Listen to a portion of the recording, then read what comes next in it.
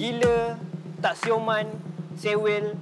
Ini antara label negatif yang selalu kita beri kepada pejuang kecelakaan mental.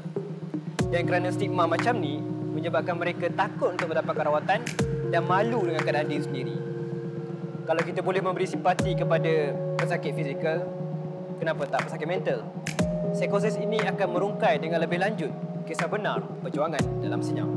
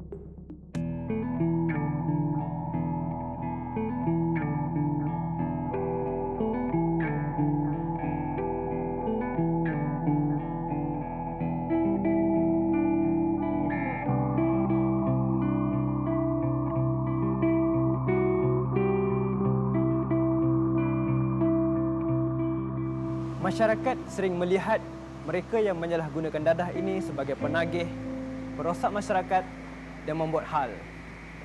Namun, ada kisah, ada cerita di sebalik ketagihan tersebut. Episod kali ini kita akan melihat topik berkaitan substance abuse.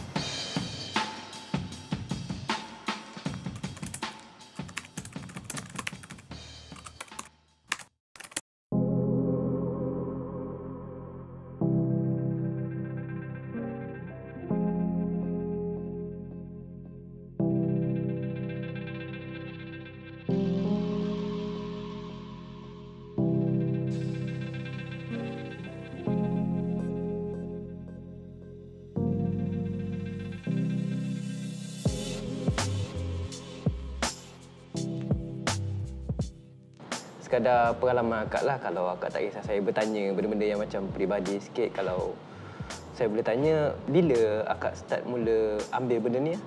Saya kalau kirakan secara rasminya selepas umur 22 tahun, iaitu lepas saya grad.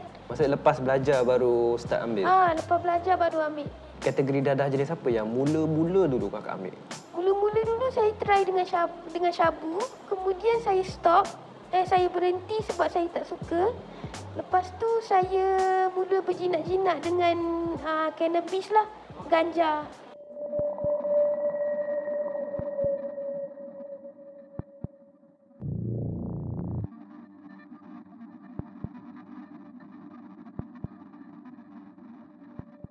Boleh akak cerita secara ringkas kan, macam mana pertama kali akak ambil benda ni? Mula-mula saya cuba rokok dulu, dan daripada rokok saya mula terjebak dengan ganja. Okay. Dan daripada ganja saya mula rasa selesa dan saya teruskan pengambilan ganja tersebut.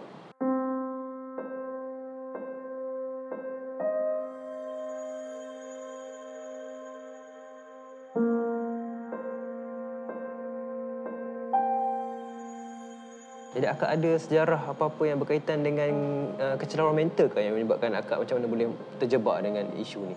Saya sebenarnya ada isu dengan mental health, iaitu saya ada bipolar disorder. Okay. Dan bipolar disorder ni bila saya kaitkan dengan ganja yang saya ambil tu, dia akan jadi lebih selesa. Dan bila saya gelisah, saya tak boleh tidur, saya tak boleh apa, saya akan ambil cannabis ni dan saya akan rasa lega dan lebih selesa. Jadi boleh kata yang akak ada substance abuse disorder ni berpunca start daripada bipolar lah. Start daripada bipolar. So bipolar tu menjurus ke arah ke situ. Ya. Okey.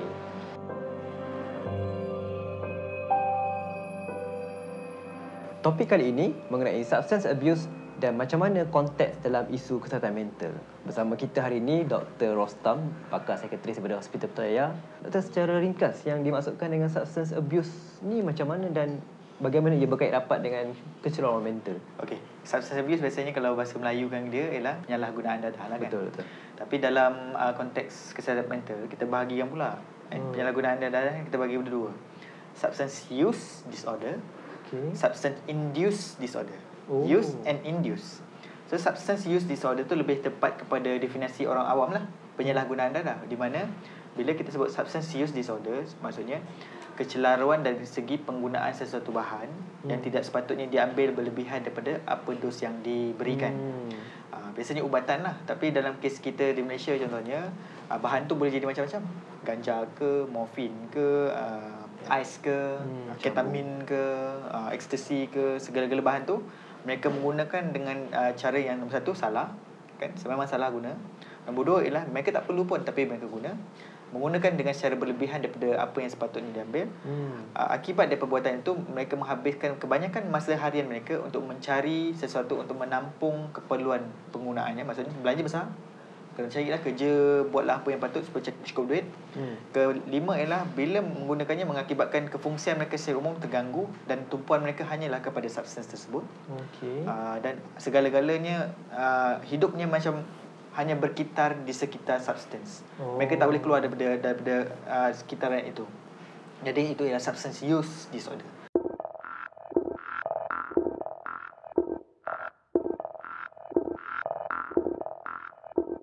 Yang kedua adalah substance induce. Induce bermaksud ialah apa-apa kecelaruan mental yang diakibatkan oleh penggunaan bahan tadi.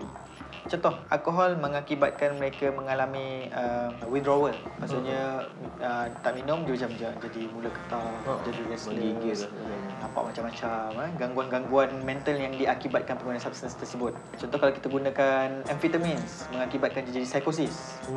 Jadi tak ketahuan, celaru mentalnya, jadi disorganized. So itu yang kita panggil induced. So, jadi menggunakan sesuatu bahan mengakibatkan satu perlakuan berbeza, personality berbeza, cara berfikir berbeza dan sebagainya. Jadi induce. Substance use maksudnya salah guna. Induce maksudnya hasilnya. Nampak macam sama, rupanya berbeza. Sebab use tak semestinya akan dapat induce. Mungkin use masih lagi okey lagi dalam kawalan lah. Tapi dah ketagih. Tapi dalam kawalan tak mengakibatkan penyakit mental.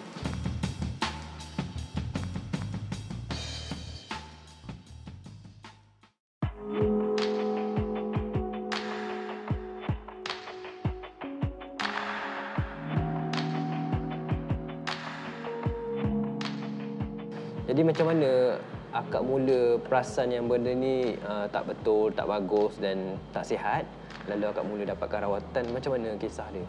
Kisahnya apabila saya mula mendengar suara-suara yang bukan-bukan. Okey, contohnya suara macam mana tu? Contoh yang menyuruh saya untuk mencederakan diri sendiri. Okey. Suara untuk marah, menjadi baran, begitulah. Jadi macam tak keruan lah. Jadi bila akak sebut suara ni, memang akak dengar suara ke just macam firasat hati je? Dia bukan firasat hati, tapi dia memang dengar suara tu. Memang dengar. Memang dengar jelas. Lelaki ke perempuan tahu? Dia campur. Suaranya bercampur-campur. Ada suara lelaki, ada suara perempuan, ada suara orang yang saya kenal dan tak kenal pun ada.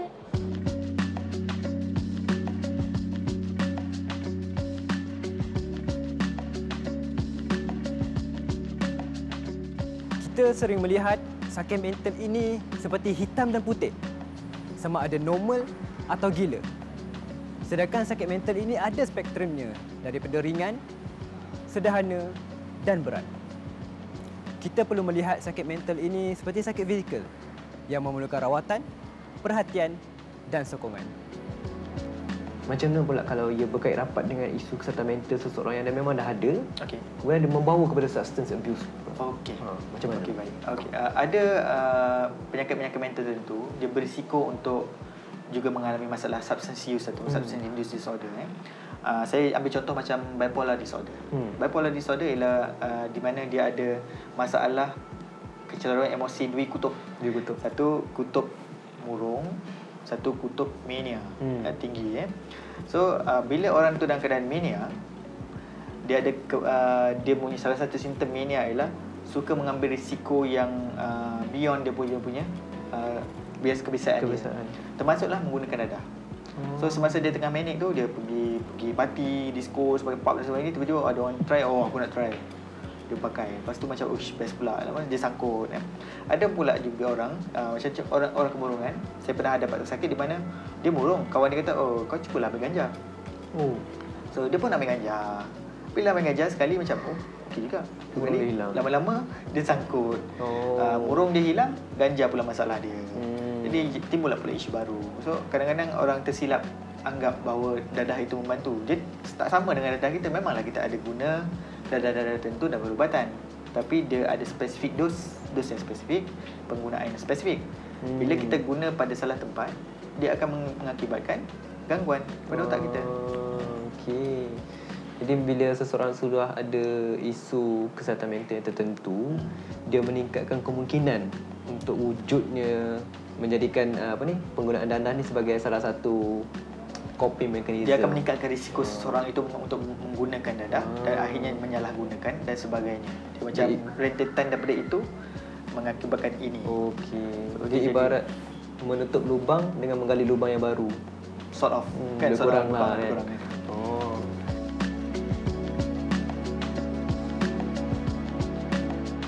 So daripada keadaan akak yang berada dengan dadah ni, dengan bipolar disorder yang akak sedang perjuangan sekarang kan, adakah benda ni macam ada masuk dalam rawatan bersama dengan psikiatris yang akak jumpa? Sekarang ya. Sekarang ya saya mendapatkan rawatan daripada doktor. Untuk bipolar disorder atau untuk dadah? Untuk kedua-duanya sekali. Untuk kedua-duanya sekali. Jadi dua ni saling berkaitan. Ya, dan doktor masih pantau lagi tentang pengambilan substans ni semualah. Okey. Faham.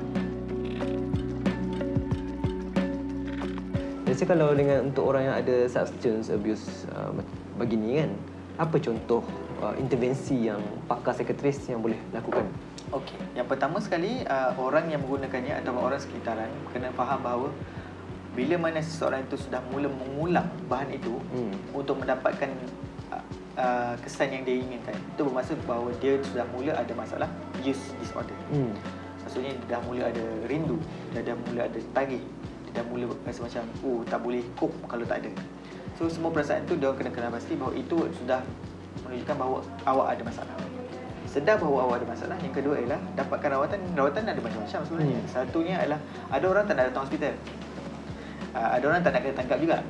Jadi dia pergilah ADK Agensi Anti Dadah Negara Kebangsaan. Dia ada perkhidmatan di mana orang yang rasa dia ada masalah dadah pergi secara sukarela pergi situ. Saya nak buat laporan bahawa saya ada masalah dadah. Boleh tak tuan-tuan bantu saya? Boleh juga. Atau ada orang macam kebanyakan masanya yang sampai ke hospital biasanya dah ada masalah. Penggunaan amfetamin yang berterusan, dia dah jadi psikotik. Ataupun penggunaan amfetamin yang berterusan menyebabkan dia dah depres. Ganja berterusan depres, morfin dia dah sampai mengganggu semua orang, psikosis dan sebagainya.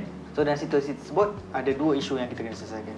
Satunya ialah isu induce, satu lagi isu use. So use tu nombor satu, kita guna konsep yang kita panggil sebagai motivational interviewing. Psikoterapi yang menggunakan konsep motivational interviewing. Ini satu bentuk terapi yang khas kita gunakan untuk orang-orang yang mempunyai masalah ketagihan, substance related problem. So kita akan bantu dia. Dia akan menghadapi isu di mana dia akan jatuh kejap, kita bantu dia naik balik, naik jatuh pula, kita bantu lagi dan sebagainya. Dia tak ada judgemental. Kita akan bantu dia, membimbing bersama dia, empower dia, memperkukuhkan kejati diri dia supaya dia boleh lawan. And then kita bantu dia dari segi decision making, proses untuk selesaikan masalah macam mana. Lepas tu kita bantu dia segi empowerment, dari segi cognition dia, apa kognitif yang silap kita betulkan. Ubatan kita ada harm reduction, untuk mengurangkan risiko yang berbahaya, metadon. Ada simptom kita rawat berdasarkan simptom, ada juga ubat yang kita gunakan untuk menggantikan. Tapi tak semua dadah ada pengganti. Sebab tu kita kata jangan ambil. Kalau dah cuba susah lah. Susah pula.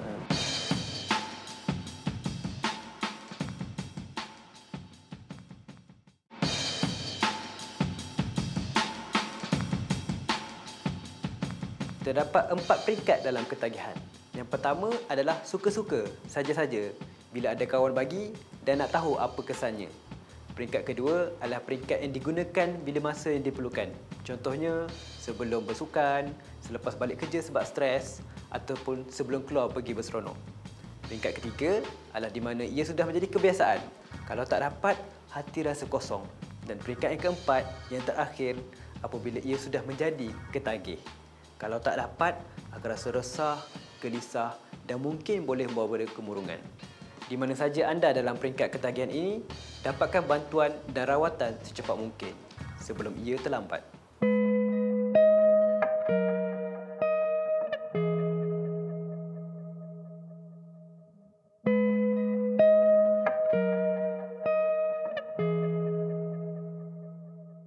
Macam mana penerimaan keluarga akak pasal ni?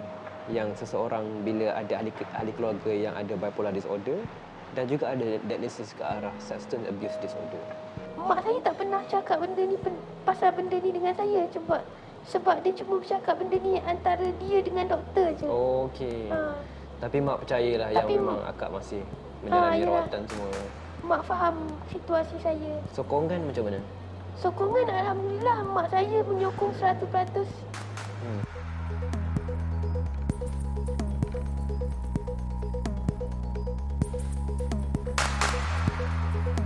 Saya tertarik bila doktor kata tadi seseorang yang katakan dia ada masalah pada penagihan ni, antara cara dia boleh pergi adalah pergi ke AADK untuk dapatkan bantuan semua. Boleh doktor jelaskan lagi mendalam macam mana proses teknikal, sebab kalau kita bayangkan penonton yang sedang menonton rancangan ni mempunyai masalah ini dan macam mana dia dapatkan bantuan ni. Okey, jadi kalau umumnya ada dua jalan. Pertama ialah AADK, yang kedua ialah hospital. Hospital biasanya bila mana dia ada isu kesihatan mental. AADK dia masih belum ada isu kesihatan mental, dia masih sedar diri siapa, dia tak ada masalah dari segi itu, tapi dia rasakan perlu bantuan. Apa yang secara umum yang saya boleh terangkan, nak terangkan AADK secara spesifik mungkin tak berapa sesuai. AADK dia ada 2 program, tidak sukarela dan sukarela. Sukarela kita pergi sendiri, serah diri. So kita akan ada perjanjian, perjanjian dengan AADK. Okey, ini perjanjian saya, kalau saya langgar perjanjian ini akan berlaku, dan saya berazam lah. Adalah proses dia macam kita nego lah. Mereka akan nego lah, dia punya undang-undang, peraturan yang awak kena buat supaya awak tidak berurusan dengan masalah ini. Kalau gagal, AADK boleh rujuk kepada kita, kita bantu juga kan. Ada orang yang ditangkap, itu tidak sukarela. Tidak sukarela, cerita dia panjang lah. Kan macam-macam lah isunya, kena masuk, kena reman dan sebagainya, akta dalam berbahaya tu, panjang ceritanya. Jadi yang sukarela tadi memang tak ada isu penangkapan. Tak ada, dia tidak ditangkap, dia pergi untuk mendapatkan bantuan. Okey. Tapi kalau dia langgar peraturan, kenalah. Okey, faham. Tapi dia tidak akan dikatakan sebagai pesalah lagi. Sebab dia bukan ditangkap, dia serah diri untuk dibantu.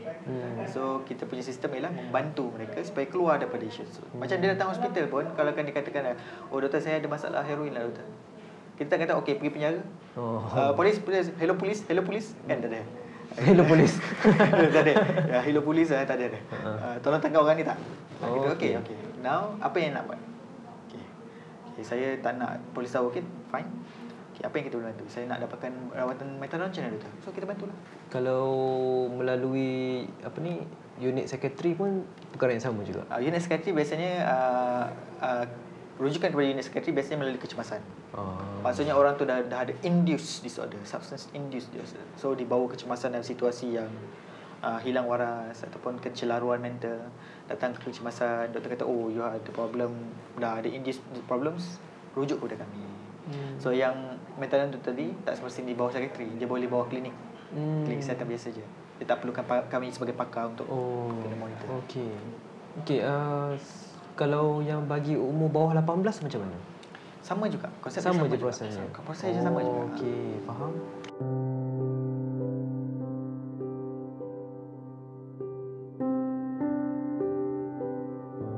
Berapa lama akak ambil masa untuk maksudnya dari segi bipolar saya percaya akak sedang berjuang dengan benda ni kan. Tapi dari segi ketagihan pada dadah ni akak dah peringkat mana kalau ikut? Saya dalam peringkat pemulihan. Maknanya saya antara kehendak tu masih ada, tapi saya berjuang untuk melawan. Dia dah tak ada keperluan lah. Tak ada keperluan lagi. Okey, bagus, alhamdulillah. Jadi kalau antara cara yang untuk akak elak ataupun nak buat diri supaya tak fikir sangat pasal dadah ni, apa yang biasanya akak buat? Saya menulis, saya banyak menulis. Banyak menulis. Saya banyak menulis. Saya banyak bersukan. Saya buat, saya ada punching bag kat rumah. So kalau saya geram ke, saya nak marah ke, saya apa ke, saya itulah aktiviti saya. Jadi waktu akak sekarang memang tak tinggal rawatan dengan bipolar disorder kan? Alhamdulillah saya masih meneruskan perjuangan saya. Alhamdulillah, semoga terus kuat berjuang. InsyaAllah. Jadi kalau saya boleh konklusikan semua, boleh kata bahawa sebenarnya ini adalah isu kesihatan mental, betul? Ya, betul. Dia bukan lagi sekadar isu yang Suka-suka. suka-suka ataupun Bukan. perangai sahaja, tapi dia berkaitan daripada seorang-seorang yang sedang berjuang dengan kecemasan mental ni. Betul. Jadi penonton yang tengah menonton rancangan ini, apa yang saya boleh katakan adalah sekiranya anda memerlukan bantuan dalam isu kecemasan mental anda, apa saja sehingga mengganggu fungsi hidup, cepat-cepat dapatkan bantuan. Sebab kita risau kalau kita lambat, dia akan lebih merebak menjadi lebih melarat. Macam mana perkongsian hari ini? Mesti tak sangka kan, rupanya ada perjuangan di sebalik ketagihan ini.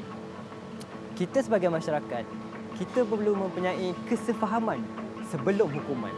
Dan kita perlu faham, tidak sempurna kesihatan seseorang tanpa kesihatan mentalnya.